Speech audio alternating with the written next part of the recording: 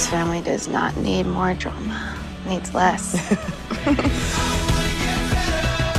This meeting of the Council of Dads will come to order. I am Council Chair Andy Cole, joined as always by my co-Council Chair Cole Osborne. Cole, welcome back for another week. It was a big one this week. Huge week this week. Very exciting. What I like about this episode, and this is not too often done in the series, this one picks up immediately where the last one left off. And of course, we'll get into that. But before we dive into the episode, we want to introduce our guest for this week, a very special guest. He's a performer. I'm going to say comedian. I think it's also fair to call him a lighting designer. Mark Andrada. Welcome, Mark. Hi, thanks for having me. Oh, thank you so much for joining us. What got you into Council of Dads? What about the show spoke to you enough to buy in week after week? I read an article online that said that it was kind of like the next This Is Us. Mm-hmm. I'm not sure if that's a fair comparison or a comparison that you guys agree with or like, but that certainly piqued my interest, and so I started watching. So I think if you guys are ready, we are going to dive in to this week, the brand new episode of Council of Dads, Dear Dad.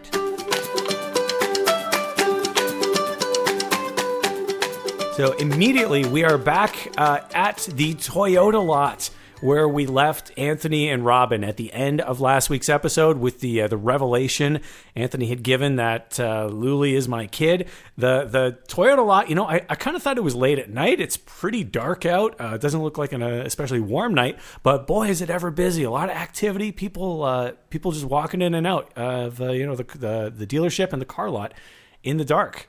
Yeah, I think that's pretty typical for any Toyota property. Mm-hmm. I think business is pretty typically humming, and there's just a lot of commerce going on all the time for the Toyota brand. Also, a lot of people work 9 to 5, right? And if it's chilly out, that means maybe it's the weather is cold, so the days are shorter. Yeah. And they head to Toyota after work to perhaps shop for cars. So I found the scene was fraught with emotion. Of course, it was carrying over from the last episode, and we see Robin sort of reeling from the revelation that Anthony has given her. Yeah. Full disclosure, guys, I was a bit behind, so I watched 2 episodes in a row. Oh, yeah. So at the beginning of this episode, I had already watched a full episode. Oh, boy. And I started this sort of in a state of I was emotionally drained already. Yeah. And I was wondering, because there was a lot going on in that previous episode. I had already cried twice, and I wasn't sure how much more I had to give this episode.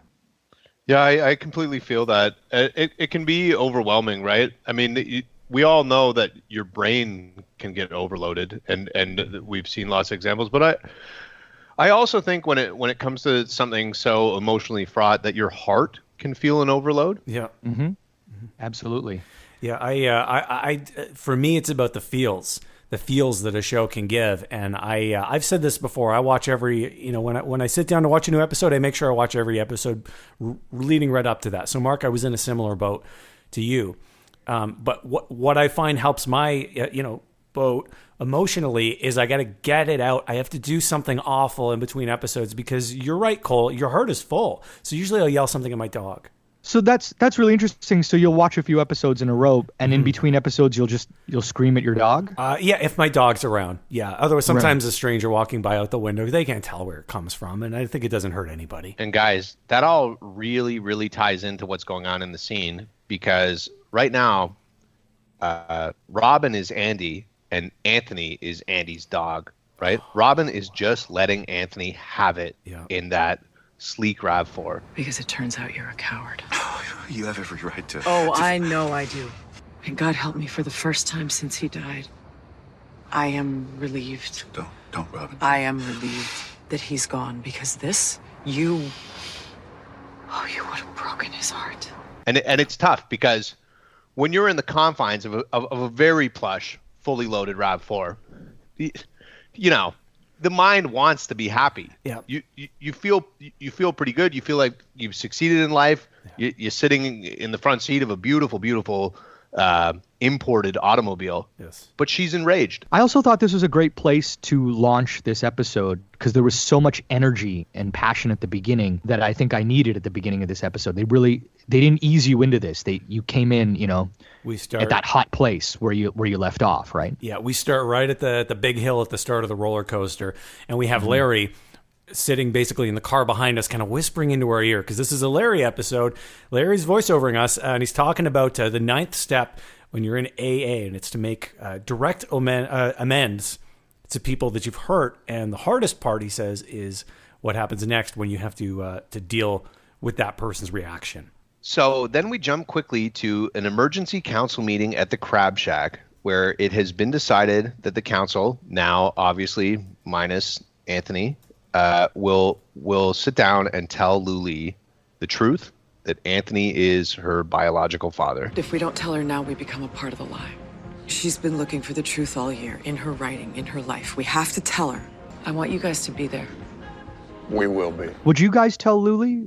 Do you think that is the right move to do? Oh, Yes. I mean, yeah, I believe so. It's it would have been best, I think, to have Anthony do it or make Anthony do it. But For me, Mark, life is not very complicated, and honesty is the best policy. So if that's the honest thing, that's the thing I'm saying. I agree.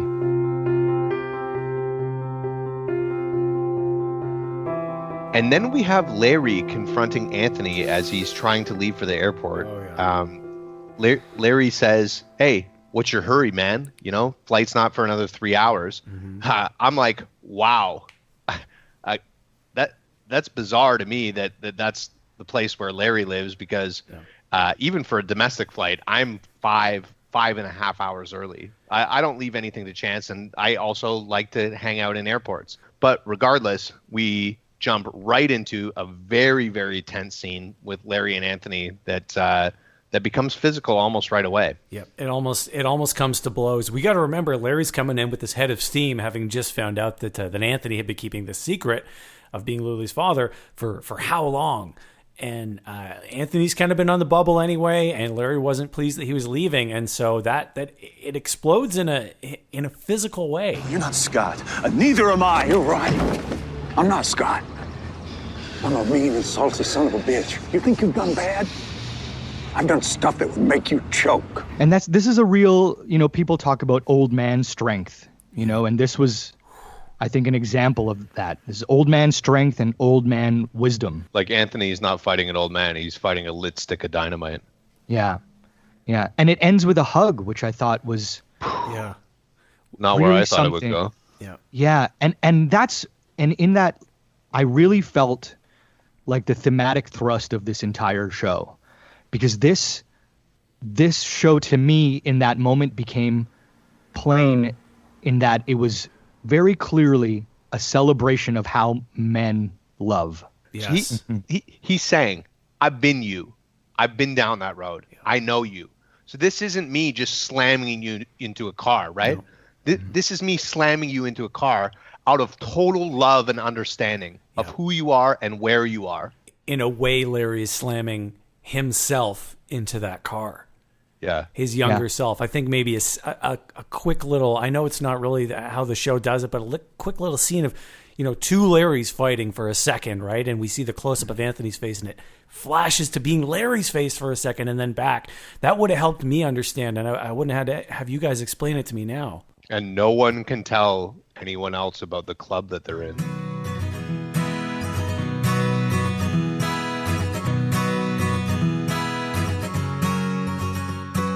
That is the end of Cold Open. The credits, opening credits come, and then we are transported to literally the steamiest scene ever on Council of Dads. We got Luli and Evan taking a shower in their house that is slowly becoming a home, with some great new water pressure in that shower. This water pressure?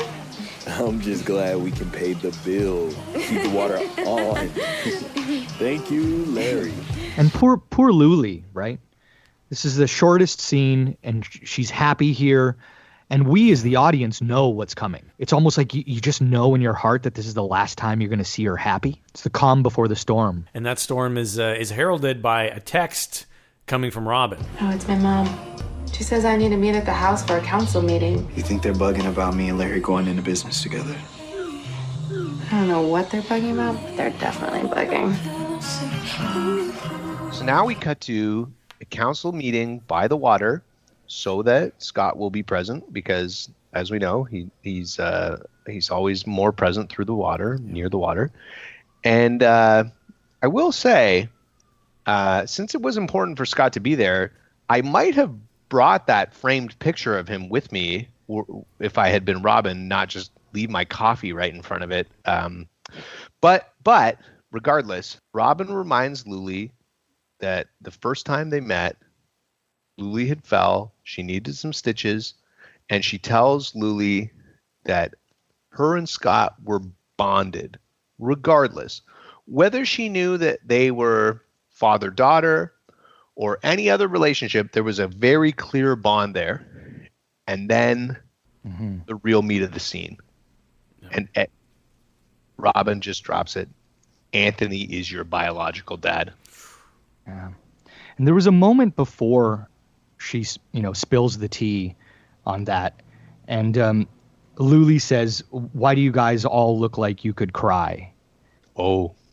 And that was a moment that I felt as though the writers and Luli, the performer, really welcomed me into the scene because it was almost like she could see me.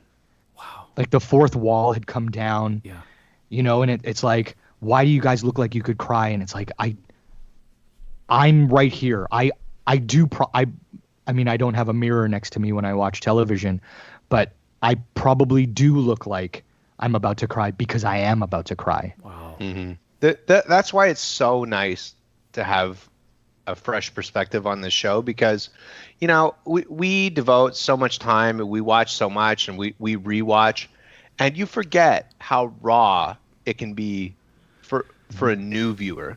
Also, that's kind of the beauty of this show in a lot of ways. Because of that moment, I felt like the fourth wall was paper thin, and it almost felt like, I hesitate to say this, but it almost felt like I was also on the Council of Dads. Well, there's an open seat. Like I step right in, Mark. Well, if anything, I would be a silent member. But if I wasn't, I'll say this: I wouldn't say there was a one-time indiscretion, which is how they phrased it. I don't know that I would have chosen those words to tell Luli that Anthony was her father. It was a one-time indiscretion. Yeah. So if I was on the council for real, I don't think I would use that term. I think that's a great point, and I think that shows us what happens when there is not a proper number of dads on the council. It becomes this freewheeling entity. It becomes unbalanced, right? Yeah. It's an unbalanced. Like if it was just going with the how the show has gone. If it's a car, if it's a Toyota, like a Toyota has four wheels. Well, what happens when you take a wheel off? Yeah. Now it's a tricycle, and that's for children.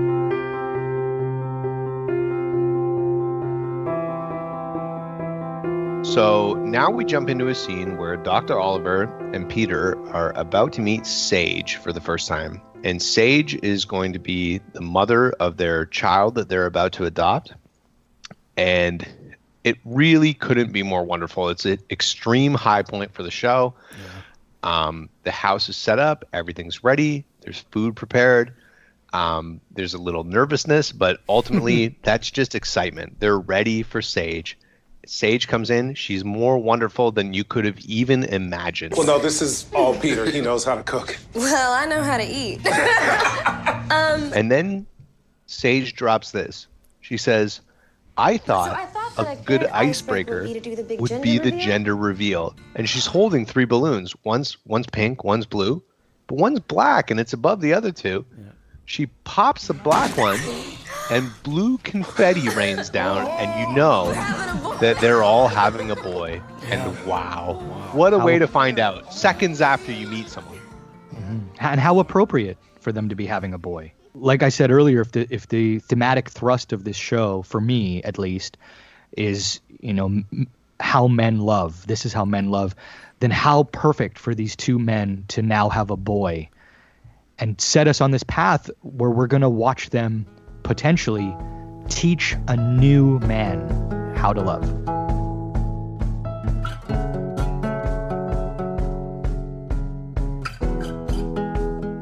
So now we dive into a pretty tense scene. Luli is basically deciding that her only avenue is to travel to Las Vegas to confront Anthony. She can't get him on the phone. She's totally frustrated. It's her and Evan and Larry. And Larry says, you know what? If you're going to Vegas, I'm coming too. Yeah. And right then at that cut, I'm thinking, this is going to be mega fun. Much like, fun. Here we go. Road right? trip, yeah. Right? Yeah. Road trip. Or they like fly, and you big- get to see them, you get to see the inside of a plane again. How long has it been Right. for us, you know? Right. We know what we're looking for here, right? Champagne glasses, Yeah. bright lights, music, whatever. And then what do we get? Interior of Anthony's restaurant right away. Guys, I'm rarely critical of the show, but I gotta say, maybe a missed opportunity. It would have been nice. It would have been nice to see them indulge a little bit in some of the fun. Las Vegas is so fun to look at, even through television and movies. And I mean, for me, I had the same thought. You've flown your actors, I assume, all the way to Las Vegas for this scene, and then they never leave the restaurant. You know what else I like? When people travel in television shows or movies, when you show the map and then you have a picture of the airplane going from Savannah to Las Vegas. There's a little red line that goes behind it. Yeah. I find that so satisfying. I really would have liked that, I think, in this moment here. It lets you know where they are. Yeah, and how they got there. Exactly. Yeah, and that they're they're in a traveling, plane. how they got there, Yeah. where they're coming from, where they're going, and how they got there, all in one succinct image. One problem I do have with scenes like that is so often they'll be flying and there'll only be name of where they started and where they end up. I'd kind of like to see the names of the places they fly over too. Oh, wow. Yeah. What's in between Savannah and Las Vegas? I don't know. Michigan? I have no idea. I don't know.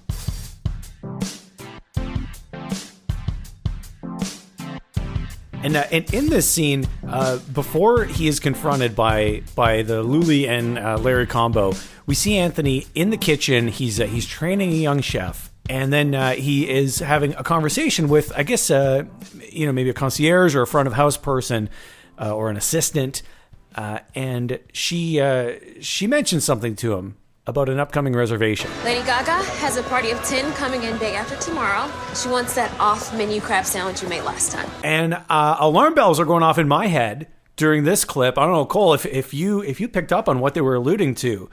An off-the-menu crab sandwich. And I shook my head, and I just kind of shut my eyes, and I said, Anthony. That's the Scotty.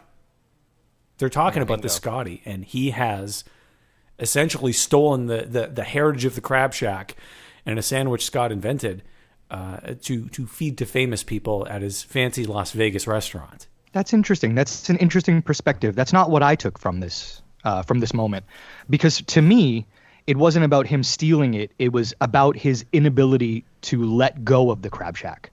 Really? So even though he wouldn't put it on the menu, because they do specify it's an off-menu item. Yes. He still can't let go, even though on paper, i.e. the menu, he has moved on. Okay. But in his heart, which is off menu, Lady Gaga is still ordering a crab sandwich. You say that like, yeah, exactly. His heart is the off menu special. Yeah, I don't think he's a nefarious guy. I don't think he's a bad guy. Right. I just think he's scared and he's lost. And then it is time for the reckoning that has been building for the entire season. Luli confronts Anthony about the secret. Now I'm realizing that I've come here to forgive you.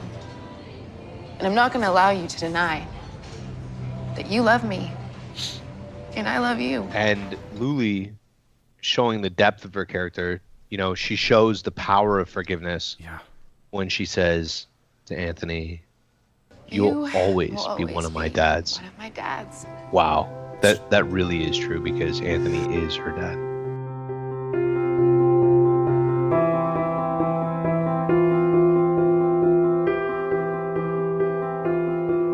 And then I also wanted to talk about how Sam continues to push Robin to go bowling with him, because I think it's pretty clear to the viewing audience and probably to all of us that bowling equals intercourse. Ooh. You know? Yeah. And even when he's rebuffed for the first time, he goes back and buys her new bowling shoes because, in his words, he says that the lane shoes are dirty, but in my way of thinking, this is just an assurance that sex with him will be clean, you know? And it's just a way of assuaging that sort of feeling when you're with a new partner, that everything will be taken care of were they to have sex together. It'd be a clean encounter. These shoes have been tested. Correct. Yeah. These shoes are fresh. Yeah. Even more than tested. I didn't put two and two together there that bowling was sort of a metaphor for intercourse. But now that you say it, I mean, you're right. They're both fun. They both have a release. There's when he said there was that, what did he say? There was a line about having a heavy ball and smashing into things, and obviously smashing is slang for intercourse. I can't believe Clearly. that passed right by me. 3 holes in the bowling ball. Yep. And a myriad of other things, right? That we don't necessarily want to delve into because you don't want to take away from the episode, but sure. It's there. Yeah. I'm just surprised at myself and I feel a little foolish for not catching it. Got that thing that dries your hands off.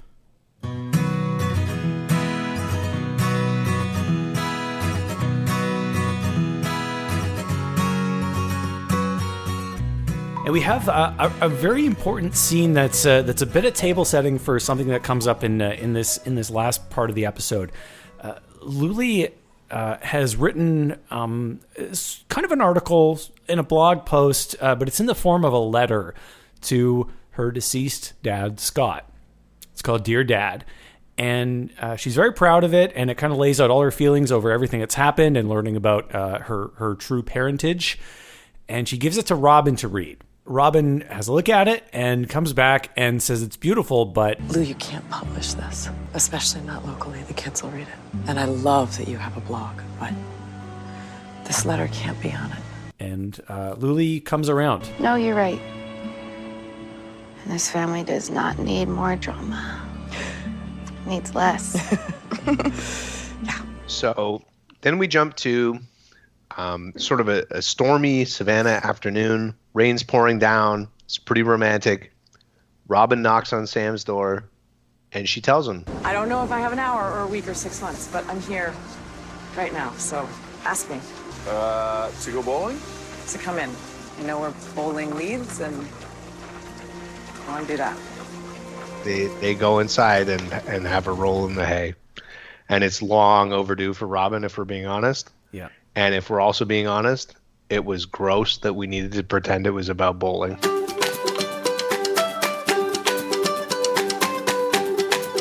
It's a somber scene that follows this one, as we see Larry, and in this scene where Larry believes that Luli's forgiven. If Luli can forgive Anthony, perhaps his daughter can forgive him. So they meet on a rainy day at the Crab Shack. There is a foreboding sense of things not going well. There is thunder in the distance as rain lashes against the window, and Larry lays himself bare to his daughter. 15 years ago, June the 8th, 2004, I wasn't just drunk, I was angry. And you and your brother and your mother bore the brunt of that. I never should have been behind the wheel of that car that night. I wrecked our family. I wrecked my marriage. And I wrecked your trust in me. Just when I thought I couldn't feel anymore, here I am finding myself sobbing again. And what a perfect metaphor for it to be raining outside. Larry is trying to wash and clean his relationship with his daughter and start new, just like the earth is trying to wash away the dirt and the grime that people create and leave. When I was a child, my parents would say, when it was raining, they would say, God is crying. Mm-hmm. And in this case, I was crying. I was God in this scene. Yeah, me too. Cole? I didn't take much from it, but I appreciate that it resonated with you guys. Wow. Okay. So now we jump to a scene where Robin is informing Sage that she has Gerstmann-Straussler-Scheinker syndrome. It's a pretty known syndrome. I'm sure that resonates with you guys hearing that. As soon as I heard that, I said, not again. Yeah, of course. Not another life. In case you don't know, it causes the progressive denigration of the part of the brain that controls coordination. So what that is basically once you start to feel those symptoms, once you start to lose your coordination and your balance, you have about 60 months, aka 5 years to live. So this thing is basically a death sentence. It's a fate worse than death. I'm embarrassed to admit, but I'll just admit it, that I was not familiar with this. Unlike you guys, I was not familiar with this disease. I had to look it up. Yeah, well, I knew about this disease, Mark, because like my grandfather actually used to talk about it a lot.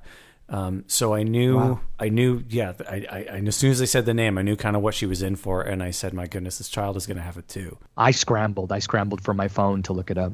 Actually paused the episode so that I felt like I needed to know, you know? Oh yeah. Because we just got to know her. Would it have softened the blow if Robin had popped a balloon and pulled the diagnosis out of that? For me, it would have really changed. I mean, maybe not changed, but I think I would have learned a lot about Robin's character if she had chosen that path. Definitely, would have changed the tenor of the scene, I think. It was a lot. I had a balloon business at one point. Really? So we would have certainly welcomed that big time. Oh yeah. I think probably all the fans of it, when you see something and then it's in your mind and next time you're at the store, you're like, I should get balloons. I just saw them on TV and people seem to be having fun.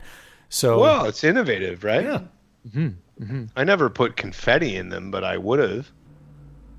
What happened to that business? Failed. Thanks again to this week's guest, Mark Andrada. You can follow Mark on Instagram. Mark M. Andrada is his handle. Also, Mark has a podcast called We Like Theme Parks, about theme park news and current events. They cover it all. I also promised I would plug, and I genuinely believe in it, a change.org petition. We need season 2 of Council of Dads. The URL is extremely long, so just go to change.org and search Council of Dads. And I also should say, the link to the change.org petition is pinned on our Twitter page as well, so you can find it there.